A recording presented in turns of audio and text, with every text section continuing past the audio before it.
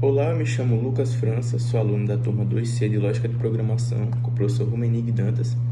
E no vídeo de hoje vou estar mostrando aqui o início do projeto que vamos trabalhar ao decorrer desse semestre, que será da criação do jogo.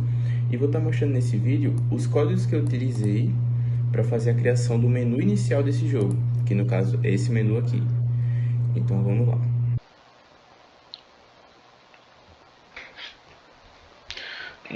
No início do código, eu utilizei aqui, destaquei as variáveis que eu vou utilizar para as funções de cada coisa.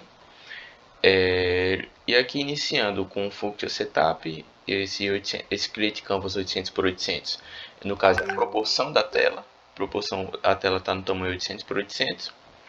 Esse estado 1 é o estado inicial, no caso o estado do menu principal. Então, cada tela é considerado um estado, então essa tela inicial seria o estado 1. Aqui as posições do botão X e Y, que no caso X seria na diagonal ou na vertical e Y na horizontal. E aqui X e Y botão 1, que no caso é o botão de jogar, X e Y botão 2, instruções, botão 3, créditos. E aqui do lado a proporção de cada um botão. E aqui a posição inicial do cursor. O cursor no caso vai ser onde está selecionado. E a posição inicial está em jogar. Então por isso que está com a mesma proporção aqui do botão de jogar. E também tem essa barrinha aqui em volta que é para selecionar, para mostrar que a opção está selecionada.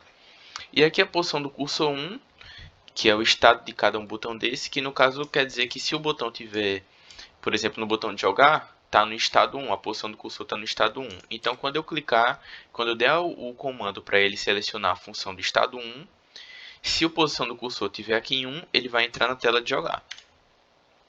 Aqui posição e tamanho do botão voltar, que no caso é esse botão voltar aqui na parte superior esquerda da tela. Aqui a posição e as proporções dele. E aqui no function draw tá os ifs, né? No caso seria o if se está no estado 1, que como eu falei antes, que seria a tela inicial.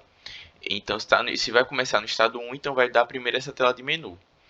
Ou no caso do else if. Se não, se tiver no estado 2, ele vai me levar para a tela de jogar. Se tiver no estado 3, na tela de instruções. Se tiver no estado 4, na tela de créditos. E aqui tem esse estado 5, que seria porque quando eu fiz inicialmente, por exemplo, eu entrava aqui em jogar. Quando eu voltava, ele voltava para o estado 1, as letras, a posição das palavras voltava distorcida. Então o estado 5 é uma tela exatamente igual ao menu 1, porém as posições das letras de uma forma ajustada, para que quando ele volte para a tela do menu, ele não volte desajustado. Então, no caso aqui, quando eu volto jogar, clico em jogar e volto, ele não volta para a tela do menu, ele volta para o estado 5, que é outra tela, exatamente igual à tela do menu que eu criei. Só assim para não que eu consegui fazer para não ter o problema de distorção das letras. E aqui a função das teclas, usei o primeiro if para caso o cursor, para a setinha para cima. Para caso o cursor estiver no botão 2, que seria o botão de instrução, quando eu aperto para cima, ele me leva para o botão 1. Por isso aqui, Y cursor no botão 2, Y cursor igual ao botão 1. E já, se o botão do cursor estiver no botão 3, no caso do crédito, quando eu aperto para cima, ele me leva para o botão 2. E na teclinha para baixo, a mesma ideia.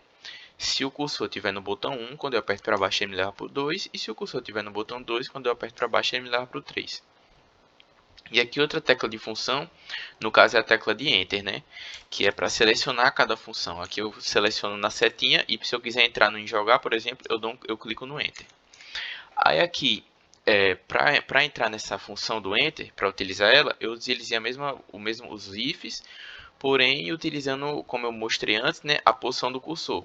Então, por exemplo, se a posição do cursor estiver em jogar, no caso no estado 1, eu dou Enter. E ele vai me levar para a tela de jogar.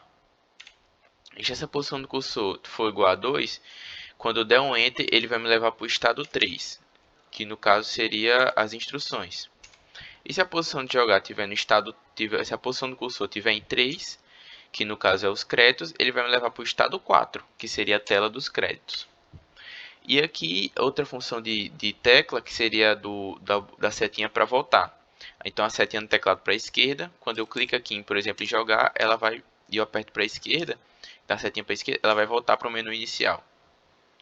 E aqui do mesmo jeito, se tiver ou no estado 2, ou no estado 3, ou no estado 4, quando eu aperto para voltar, ela me leva para o estado 5, que como eu falei antes, seria para ser no estado 1, porém, está no estado 5, que é uma tela exatamente igual à tela do menu.